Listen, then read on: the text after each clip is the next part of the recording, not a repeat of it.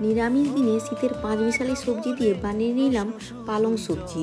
এর জন্য কিছু পরিমাণ পালং শাক, শিম, আলু, বেগুন আর মূলো নিয়ে নিলাম। এবার এগুলোকে ভালো করে কেটে ধুয়ে পরিষ্কার করে নিলাম।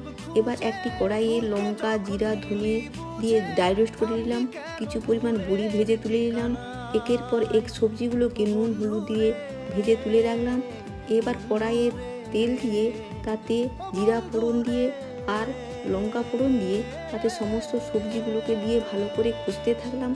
কিছুক্ষণ কষানোর পরে পালং শাক দিয়ে আবারও কষে নিলাম।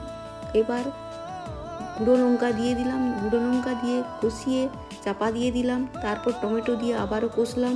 এবার ভাজা মশলা দিয়ে নামিয়ে নিলাম। নামানোর পরে ভাজা বড়িগুলোকে ভালো করে গুঁড়ো করে এর উপরে দিয়ে দিলাম। এরপর এগুলো দিয়ে আমি পরিবেশন করলাম। রেসিপিটি কেমন হচ্ছে জানিয়ে।